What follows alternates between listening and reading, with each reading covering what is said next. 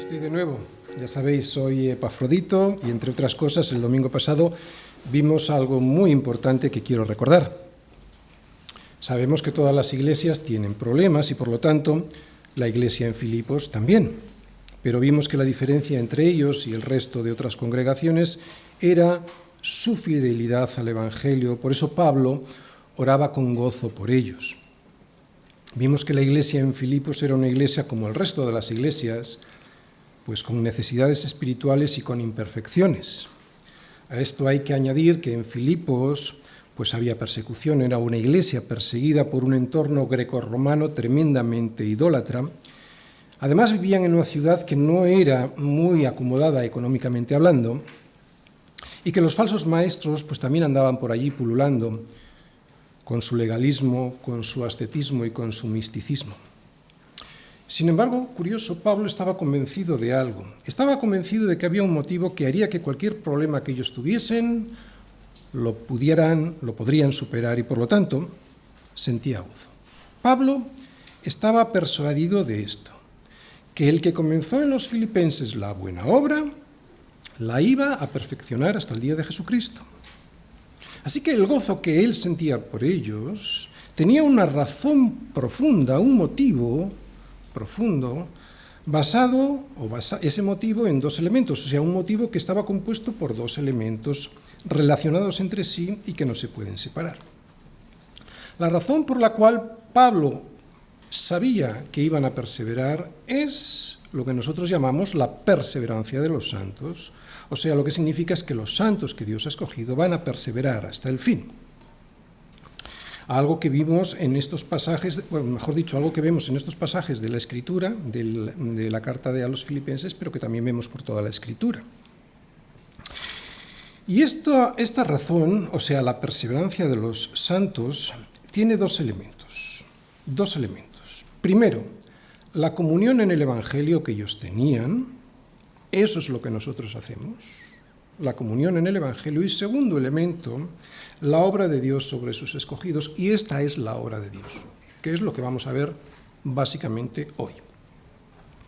Pero hay que recordar que aquella buena obra de Dios que comenzó en los filipenses la debían manifestar en sus vidas de forma activa, o sea, que no se podían quedar de brazos cruzados esperando que lo que Dios había comenzado en ellos no se fuera perfeccionando de día en día, porque entonces, si eso era así, entonces es que Dios no había comenzado en ellos ninguna buena obra.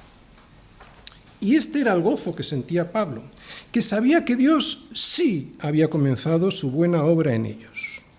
¿Y por qué lo sabía? Pues lo sabía porque ellos habían mostrado una comunión en el Evangelio que Pablo había visto desde el primer día hasta ahora. Hoy vamos a insistir en este tema poniendo en el centro el versículo clave para poder entender toda esta carta de Pablo a los filipenses, y el versículo clave es el versículo 6. ¿Quieres saber si Dios ha comenzado en ti la buena obra? ¿Cuál es la obra de Dios? Filipenses 1, versículos del 6 al 8. Dice Pablo: estando persuadido de esto, que el que comenzó en vosotros la buena obra, la perfeccionará hasta el día de Jesucristo. Como me es justo sentir esto de todos vosotros, por cuanto os tengo en el corazón y en mis prisiones y en la defensa y confirmación del Evangelio, todos vosotros participantes conmigo de la gracia. Porque Dios me es testigo de cómo os amo a todos vosotros con el entrañable amor de Jesucristo. Así que el tema de la predicación de hoy es la obra de Dios, y el esquema de la predicación es el siguiente. Primera parte: ¿quién hace la obra? Versículo 6. Segunda parte: ¿cuál es el comienzo de esa obra y su naturaleza? Lo seguiremos viendo en el versículo 6. Tercera parte: ¿cuál es el propósito que tiene esa obra de Dios? También en el versículo 6. Cuarta parte: ¿por qué la terminará y cuándo lo hará? Versículo 6. Y la quinta, y es aquí donde vamos a responder a la pregunta del título de la predicación de hoy, esta quinta parte es: ¿por qué Pablo está persuadido de todo esto? Y lo vamos a ver en los versículos del 7 al 8. Primera parte. ¿Quién hace la obra?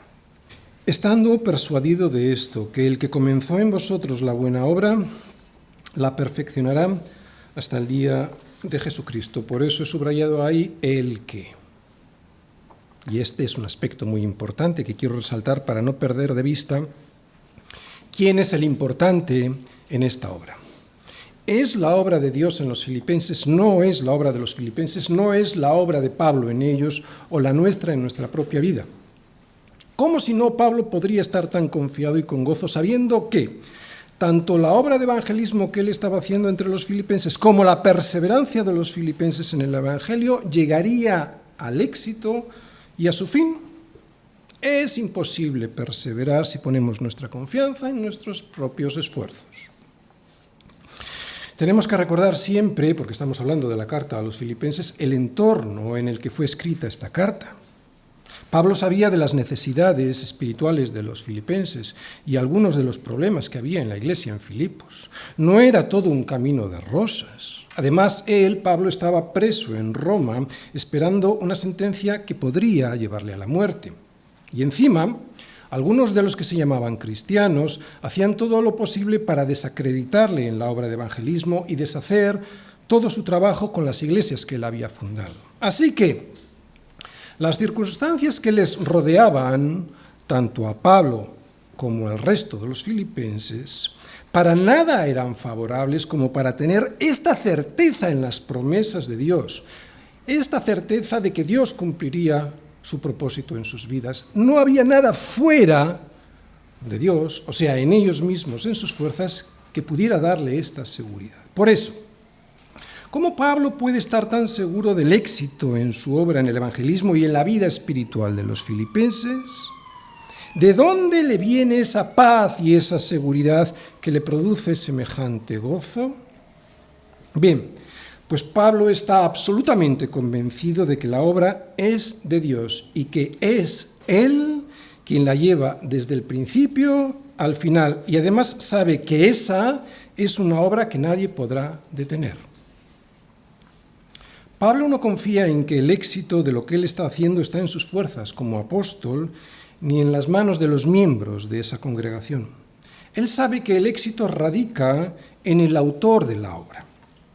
Si os fijáis, Pablo no dice y no hace ninguna referencia a su labor en Filipos. Lo que él dice es que fue Dios quien comenzó en ellos la buena obra.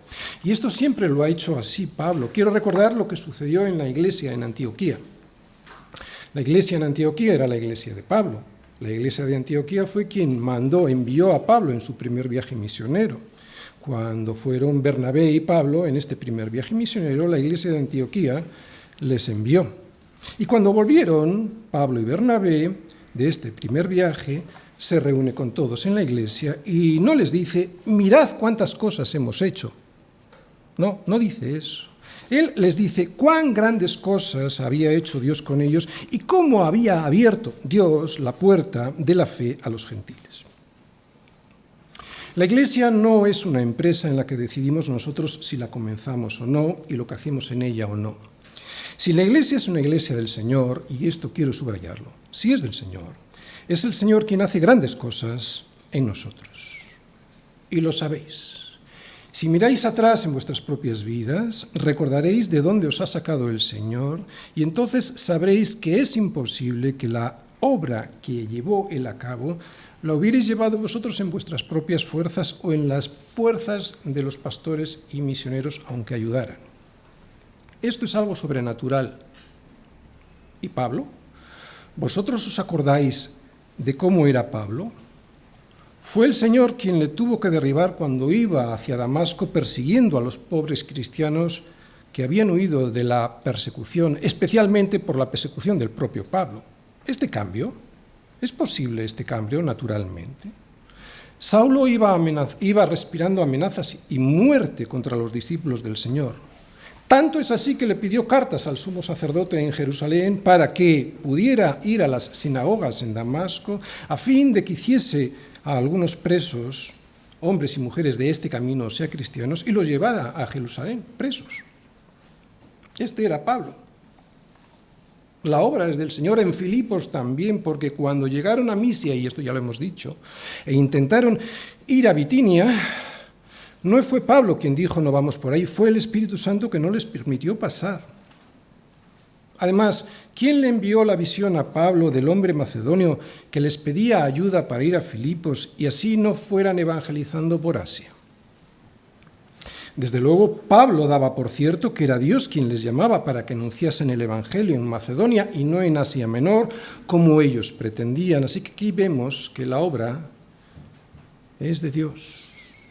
¿Quién le abrió el corazón a Lidia para que estuviese atenta? El Señor abrió el corazón de Lidia para que estuviese atenta a lo que Pablo decía.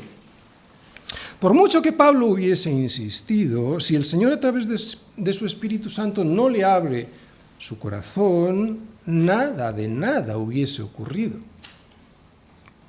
Cuando Pablo liberó al espíritu ese de adivinación de la niña, lo hizo en el nombre de Jesucristo.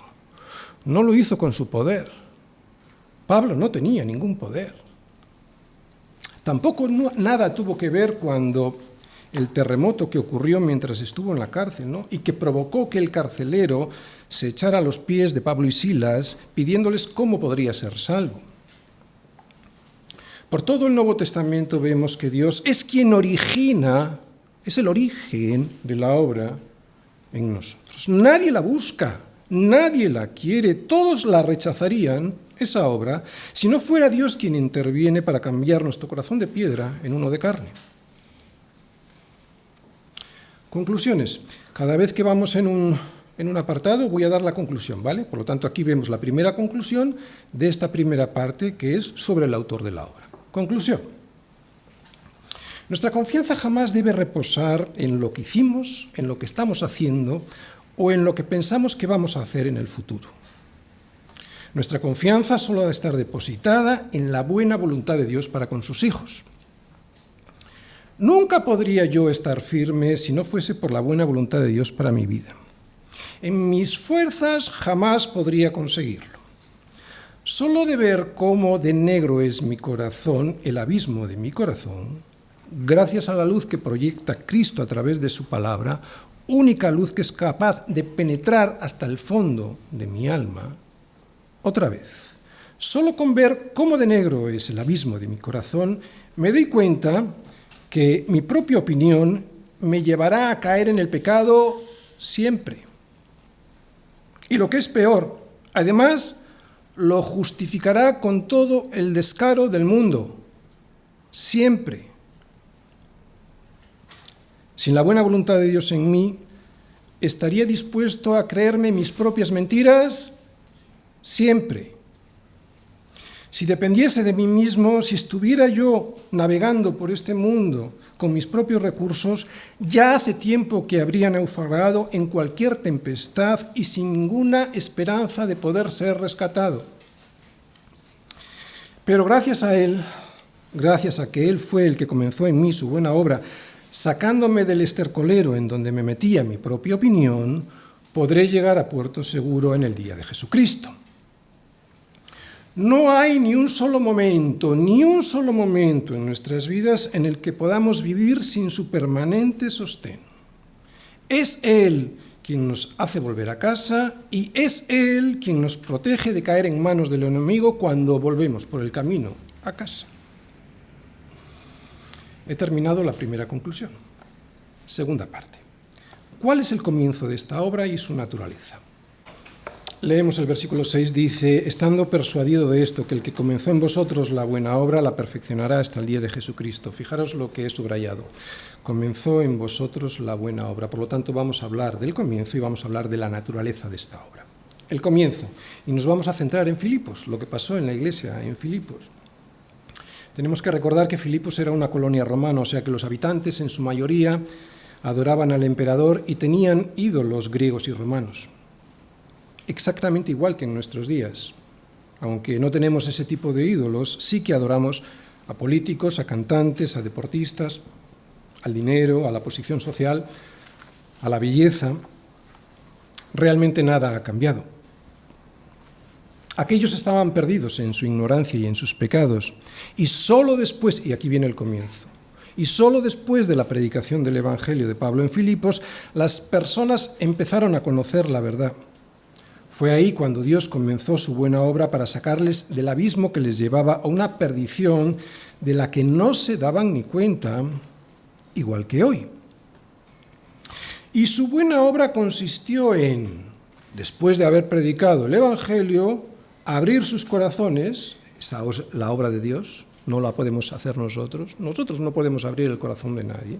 Abrir sus corazones para que pudiesen escuchar la voz del Espíritu Santo. Seguimos con la obra de Dios. Segundo, voz que les dio a conocer a Jesús, no solo como su Maestro, que ese es un gran error, sino como su Señor y Salvador. Tercero, el milagro de la regeneración de sus mentes y corazones. Para cuarto, darles el arrepentimiento de sus pecados, la justificación de sus almas y sellarles con el Espíritu Santo. Y quinto también, y esto es muy importante, dándoles la iglesia en la que se congregaron desde entonces.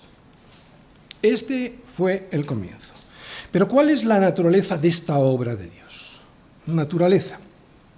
Es muy sencillo, con una frase, de hecho con una palabra. La naturaleza de la obra de Dios es sobrenatural, es un milagro. No hay nada del hombre en ella. Abrir un corazón que está muerto para escuchar a Dios, eso solo lo puede hacer Dios. Nacer de nuevo, como Jesús le dijo a Nicodemo que era necesario que hiciese para poder entrar o ver el reino de Dios, eso solo lo puede hacer Dios mismo. La obra de Dios en el hombre no es un mero arreglo cosmético que afecta al exterior, no es una reforma. Si nosotros reformamos este local, sigue siendo el mismo. Puede ser aparentemente más bonito, pero sigue siendo el mismo. Hay que tirar este local y construir uno nuevo. No es una reforma, es el milagro de la regeneración, o sea, hacernos de nuevo. Dios, con su obra regeneradora, Génesis, de la mente y corazón, no hace una mejora en el hombre, lo hace diferente. Lo hace una nueva criatura en el que las cosas viejas pasaron y ahora son todas hechas nuevas. Yo sé que hay veces que esto no parece así, pero no hay nada como esto. Si os fijáis, no hay una transformación tan sustancial en el hombre de tal manera que ya no se es el mismo. Es que no se es el mismo, no se es el de antes. No existe mayor revolución que la que produce Dios en el corazón del hombre al resucitarnos de la realidad mortal de nuestro estado de pecado. No es natural en el ser humano darse cuenta de que negamos a Dios odiándole, porque es el único, le odiamos. El ser humano odia a Dios, aunque no lo diga, porque es el único que nos hace ver el engaño de un corazón que solo mira por sus propios intereses. Y aún hoy a veces lo hacemos, aunque lo vistamos de piedad. Por eso todavía hoy le seguimos necesitando. Esa necesidad, ya no solo de ser salvados, sino de ser sostenidos en esa salvación, eso no es natural en el ser humano caído. Desear a Dios y anhelar un estilo de vida absolutamente diferente al que teníamos antes, eso solo lo puede hacer el Espíritu Santo de Dios. Desear conocerle cada día más, eso no es una obra cuyo origen sea la naturaleza del hombre. Desear no caer en el pecado y llorar por ello cuando lo haces, eso no es normal en el hombre natural. Que ya no te guste lo que antes te gustaba y que aborrezcas lo que este mundo adora, eso es algo que no puede conseguir un psicólogo, un líder, aunque sea uno como el apóstol Pablo o cualquier ideología. Venir a las reuniones de oración de la Iglesia y desear ser cada día más como Cristo, eso no surge de un deseo propio. Eso es una obra de Dios. Así que es la obra de Dios desde el principio y también durante el resto de la vida, porque es un proceso que dura toda la vida y que opera en los justos como la luz de la aurora, que va en aumento hasta que el día es perfecto. Es cierto que a nosotros esto nos gustaría que no fuese un proceso, o sea, que pasase en un solo instante, pero Dios considera que esto no debe ser así y seguro que tiene una buena razón para ello. Por eso, en la próxima tercera parte, vamos a averiguar cuál puede ser el propósito que Dios tiene para hacernos esperar. Pero antes, como estamos haciendo, vamos a ver la conclusión a esta segunda parte, la conclusión sobre el comienzo de la obra y su naturaleza. La buena obra que Dios comenzó en los filipenses fue la obra de la gracia. La gracia de Dios, que es el regalo inmerecido de Dios, gracias al cual ellos, los filipenses y nosotros, fueron transformados, perteneciéndose los unos a los otros para poder tener comunión entre ellos. El comienzo. Quiero que prestéis atención, porque esto nos va a animar. El comienzo en aquella iglesia en Filipos parecía poco prometedor. Yo creo que bastante parecido al comienzo de esta iglesia, según me ha explicado vuestro pastor. Porque que una iglesia comience con un grupo de mujeres orando junto al río no da muchas esperanzas. Ni es el lugar que soñaría un pastor para iniciar su obra. La mayoría van buscando primero el local y luego ya veremos si lo llenamos de gente. Y luego la obra continúa en la cárcel de la ciudad, que es un lugar todavía menos prometedor para creer que eso va a salir bien. Además, a Pablo le echaron a patadas de la ciudad poquito después. Y esto nos enseña que nunca debiéramos despreciar el lugar en el que Dios comienza una obra, porque no se trata de ese lugar ni del comienzo, sino de su gracia operando en nosotros. Y tampoco, o mejor dicho, nos enseña a tampoco rehuir la persecución que siempre vendrá acompañando al liderazgo de la Iglesia si la obra es de Dios. Y esto Pablo lo sabía, estaba en la cárcel por ello, y yo también lo sé. Y algunos de vosotros también, como al principio se nos persiguió. El comienzo y la naturaleza. Por lo tanto, y después de todo lo que hemos visto, la naturaleza de la obra de Dios es evidentemente sobrenatural. Sobrenatural. ¿Por qué digo esto? Porque Dios es el que produce en vosotros así, ¿quién lo produce? Dios, por lo tanto, sobrenatural. El que produce en vosotros así el querer como el hacer por su buena voluntad. ¿Os dais cuenta? Tercera parte. ¿Cuál es el propósito que tiene esta buena obra? Estando persuadido de esto, que el que comenzó en vosotros la buena obra, la perfeccionará, y es lo que tengo subrayado, que en griego es el verbo epiteleo, ya os diré qué significa, bueno, viene en español sería el epitelio, ¿verdad? Ahora entramos. La perfeccionará hasta el día de Jesucristo. Muy bien, a todos nosotros puede parecernos que la obra que Dios está haciendo en nosotros está muy lejos de acabarse, pero no es cierto, porque hemos de saber que lo más difícil ya está hecho. Que un hombre que no desea a Dios ni a las cosas de Dios se rinda a Él, eso es lo más difícil. Que un hombre que aborrece tener a un Señor que le diga que ha de someterse a su voluntad, aunque sea para su bien, se someta, eso sí que es difícil. Y esa buena obra no solo ya está hecha, es que además está sellada por su Espíritu Santo, y además hasta la eternidad. Por eso Pablo nos dice que lo que Dios hace ahora es, y por eso estaba subrayada esa palabra, es ir dándole los últimos retoques a ese milagro de la regeneración, que es en realidad lo que significa la palabra perfeccionará. Porque esta palabra viene traducida del griego, como os he dicho antes, epiteleo, de donde surge la palabra en español epitelio, que significa la piel, la membrana que recubre cualquier cuerpo. Así que lo que Dios nos hace al perfeccionarnos es ponerle a la obra de regeneración que Él ya hizo, la piel. O sea, podríamos decir que le da el último toque. A nosotros eso nos puede parecer lo más complicado, pero en realidad no lo es. Él lo hará si nosotros no resistimos. Y esta es la clave, resistirse a la obra de Dios en nosotros. Por eso en la próxima quinta parte, estamos en la tercera, al final en la quinta parte, vamos a ver si nos estamos resistiendo a hacer la obra de Dios.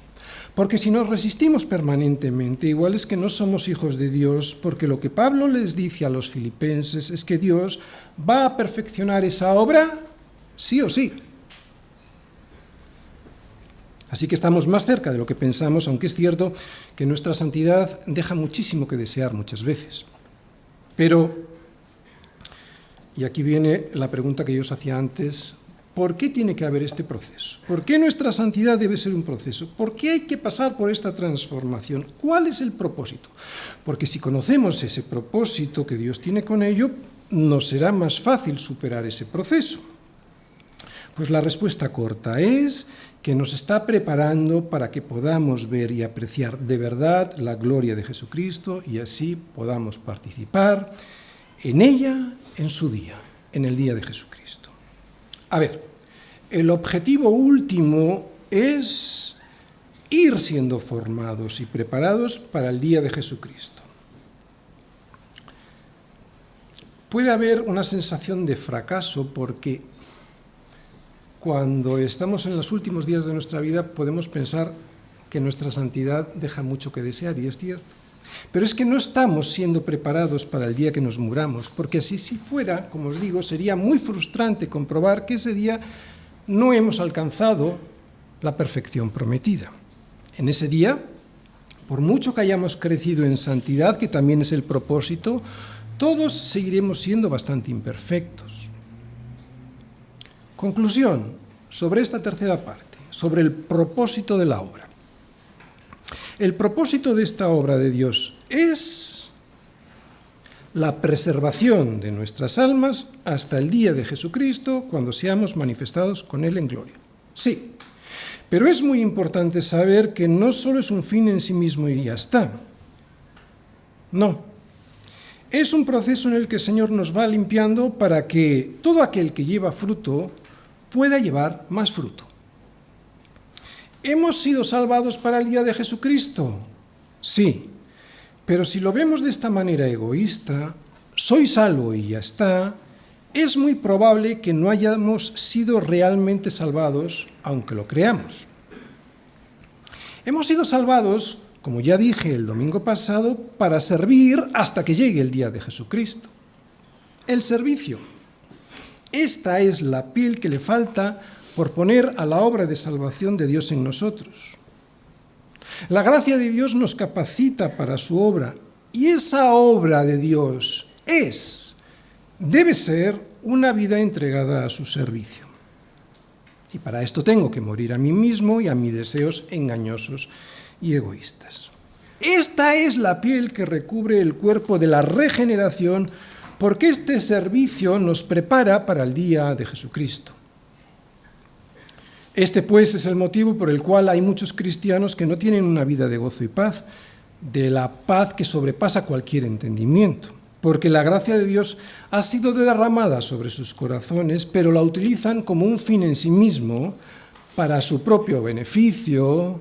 Soy salvo y ya está, y no como el medio que Dios pone a su disposición para capacitarles para hacer la obra de Dios. Y lo vuelvo a repetir, somos salvados para servir hasta que llegue el día de Jesucristo, el cual transformará el cuerpo de la humillación nuestra para que sea semejante al cuerpo de la gloria suya. Cuarta parte. ¿Por qué la terminará esta obra y cuándo lo hará? Estando persuadido de esto, que el que comenzó en vosotros la buena obra, la perfeccionará ¿cuándo? Hasta el día de Jesucristo. ¿Veis? Pablo no solo nos dice que esta obra es de Dios, nos dice que Él la perfeccionará, o sea, que continuará con ella hasta su consumación definitiva. Dios no se limita a iniciar algo para luego abandonarlo como hacemos nosotros, que dejamos muchas veces las cosas a medio hacer. Dios lo que comienza lo prosigue hasta terminarlo. Hemos visto en el punto anterior que Él nos guía, nos capacita, nos corrige e incluso nos frena en momentos en los que nos gustaría pasar de Misia a Bitinia porque nos parece lo correcto. Pero hace más que eso. No solo nos evita caer en los charcos, hace más que eso, nos prepara para servir, nos lleva hasta Macedonia para que terminemos su obra y regresemos a Jerusalén, o sea, al día de Jesucristo. ¿Y cuál es ese día, el día de Jesucristo? Pues es el día de la gran consumación, el día del final de la obra de salvación, el día en el que habrá cielos nuevos y tierra nueva, en los cuales mora la justicia y el Hijo de Dios regresará para reinar como Rey. Ese es el día del Señor. Ese día, los espíritus de los justos hechos perfectos, esto es una frase que viene en Hebreos 12:23, otra vez. En ese día, los espíritus de los justos, que ya están hechos perfectos y que en estos momentos están en los cielos, esos espíritus recibirán sus cuerpos glorificados, resucitados de entre los muertos, para morar en la nueva tierra y bajo el nuevo cielo, con Cristo para siempre. El día de Jesucristo es el día de la libertad final, el de la liberación, redención definitiva que tanto anhelamos todos.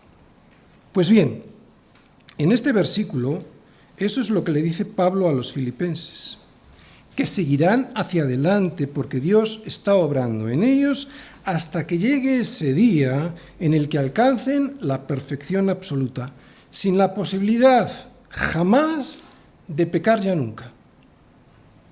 Nadie te podrá quitar eso. Es tu heredad y entrarás en ella. Dice Pablo que estarás preparado para entrar, porque para eso Dios te está perfeccionando.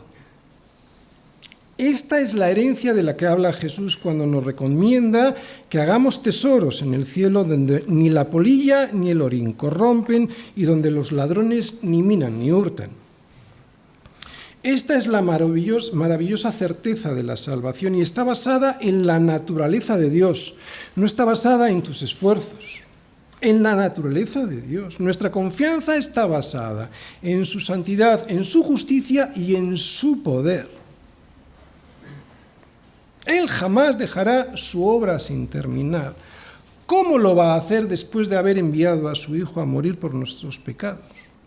Y esto es maravilloso porque nuestra esperanza en el día de Jesucristo no descansa en nuestras fuerzas, que son pocas, ni en nuestra voluntad, que es quebradiza, ni en nuestros deseos, que siempre son de doble ánimo, ni en mi entendimiento, que es bastante escaso.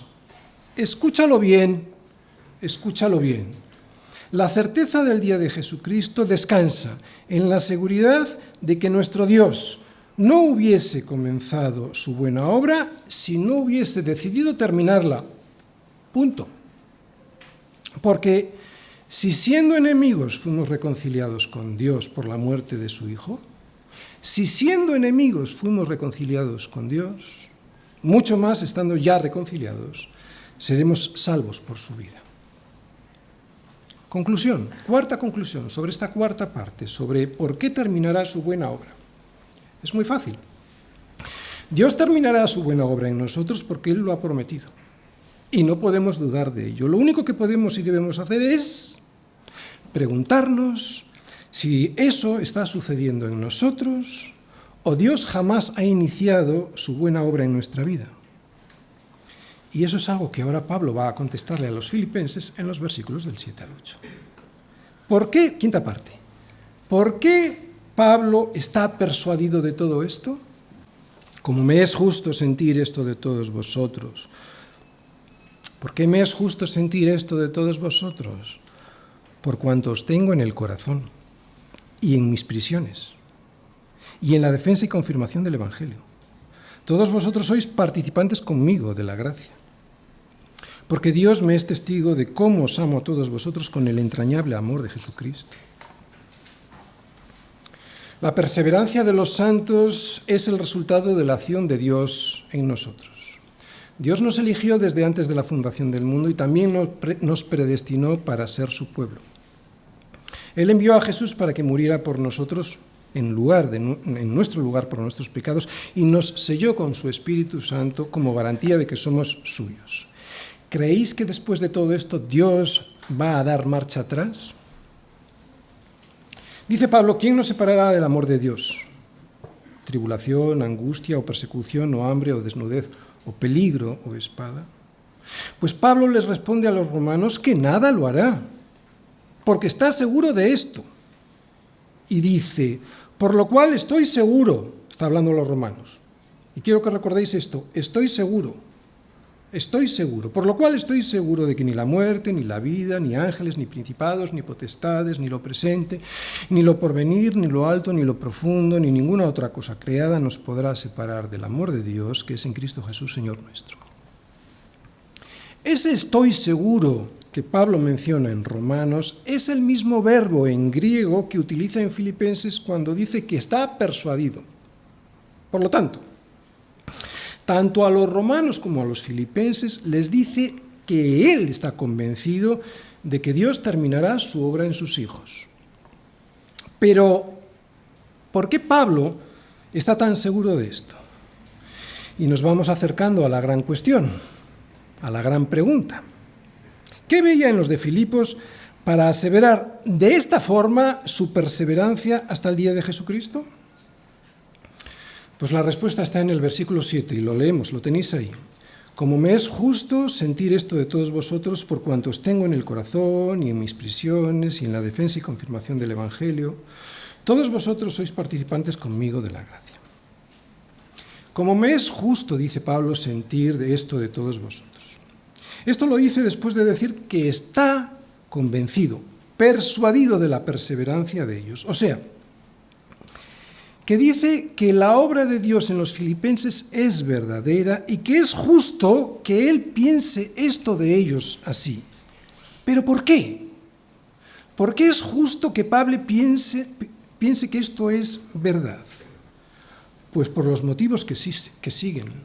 Primero, porque os tengo en el corazón. Segundo, en mis prisiones. Tercero, también os tengo en la defensa y confirmación del Evangelio. Y cuarto, todos vosotros sois participantes conmigo de la gracia. Pablo expone estos 4 motivos que están muy relacionados entre sí. Primero, ¿qué dice? Porque os tengo en mi corazón. Pablo tenía a todos los filipenses en su corazón, por esto oraba con ellos con gozo. Él les amaba profundamente porque ellos siempre le demostraron que estuvieron junto a él en todas las circunstancias por las que pasaba en defensa del Evangelio. En defensa del Evangelio. En defensa del Evangelio. Os tengo en mi corazón, como dice inmediatamente, ¿por qué? Porque habéis estado conmigo en mis prisiones, en la defensa y confirmación del Evangelio. Por eso puedo decir de todos vosotros y con certeza que sois participantes conmigo de la gracia, por eso os amo tanto. Pablo, como misionero y pastor, estaba profundamente encariñado con los filipenses.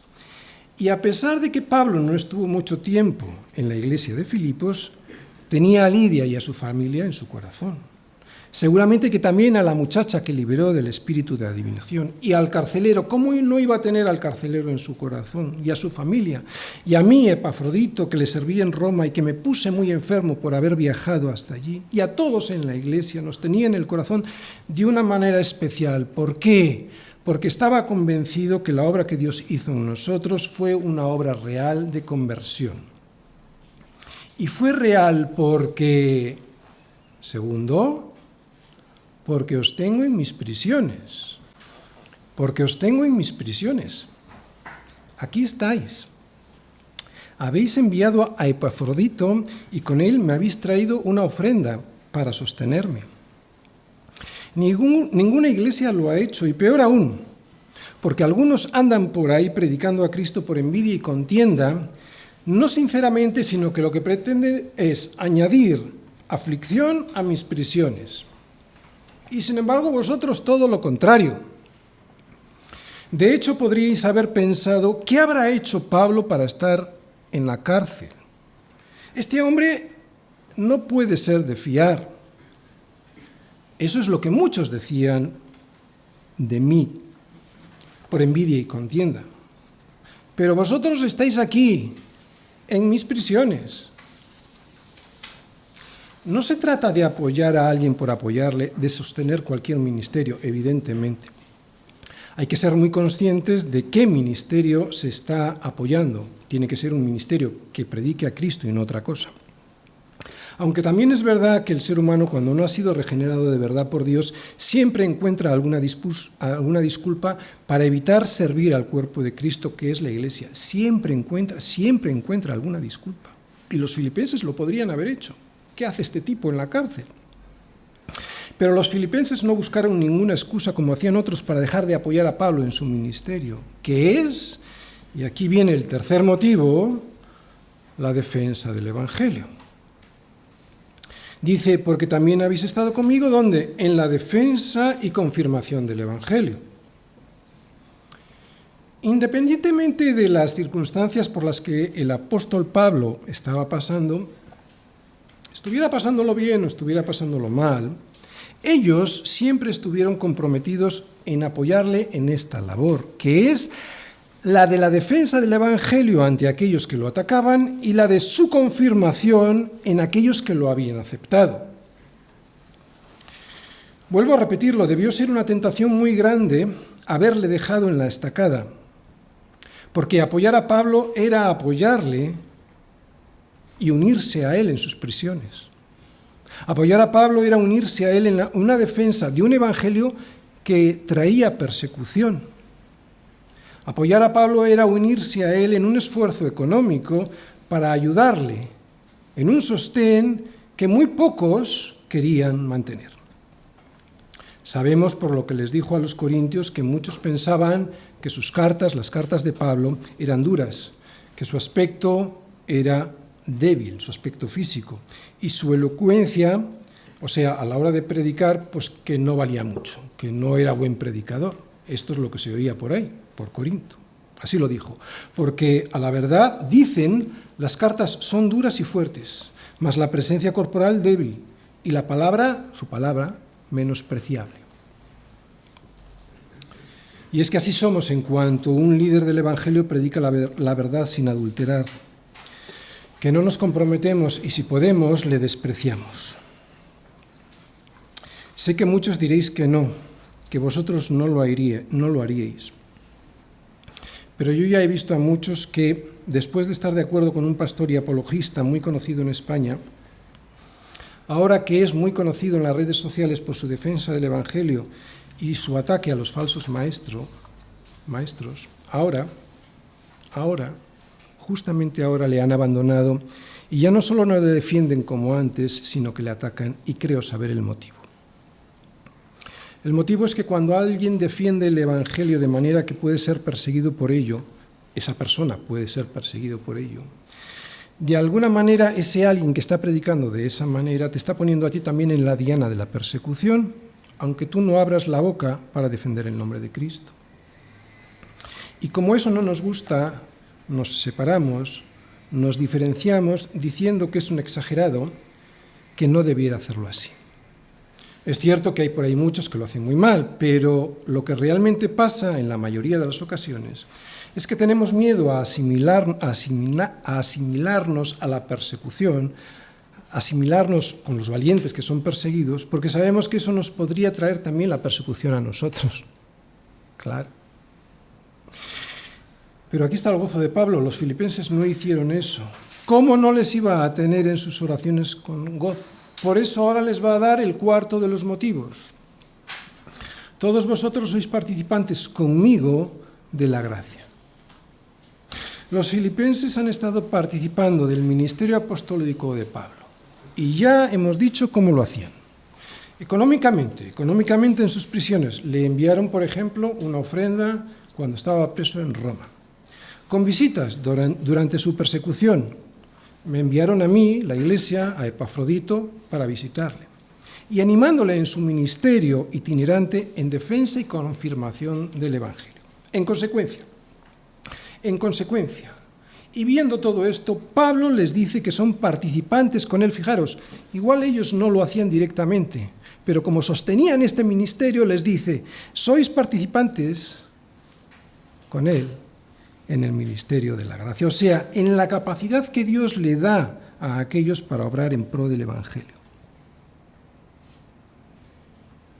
En su defensa, en el sufrimiento que provoca su defensa, en la ayuda que ofrecemos a aquellos que lo defienden de esta manera hasta la persecución, que eran lo que hacían los miembros de la iglesia en Filipos. Por eso les dice que está convencido de su conversión y pone a Dios por testigo de que él lo ha visto así. Fijaros, versículo 8, lo que dice: porque Dios me es testigo de cómo os amo a todos vosotros con el entrañable amor de Jesucristo. Por todo lo anterior es por lo que Pablo está persuadido de que Dios les llevará hasta el día de Jesucristo. Y por eso les ama de esa manera, con entrañable amor de Jesucristo, que lo que significa es que les ama con sus entrañas. Era un amor profundo que surgía de sus entrañas, de ahí la palabra entrañable, y que era como el amor de Jesucristo mismo. Quinta conclusión sobre esta quinta parte, sobre cómo podemos estar nosotros persuadidos de la misma manera en que lo estaba Pablo, y ya con esto termino. Voy a ir a la raíz del problema, a la raíz de todos los males, el amor al dinero. Pablo le recuerda a Timoteo con todo cariño lo siguiente, y vamos todos a Timoteo, a 1 Timoteo 6, versículos del 9 al 12. Fijaros, leemos. Porque los que quieren enriquecerse, y no está hablando de los que quieren enriquecerse robando a otros, no. Habla de los que quieren enriquecerse incluso justamente, sin robar. Otra vez. Porque los que quieren enriquecerse caen, ¿dónde? En tentación y lazo, y en muchas codicias necias y dañosas.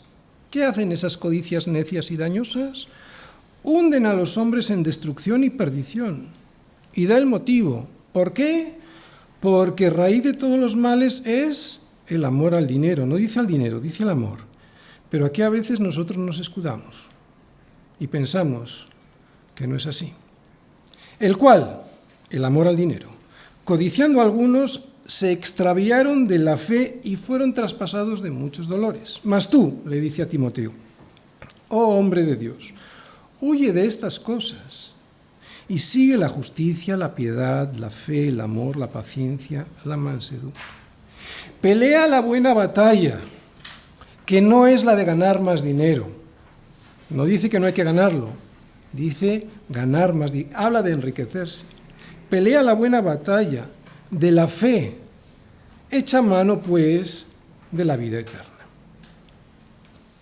Acabamos de ver una de las mejores respuestas a la pregunta del título de la predicación de hoy.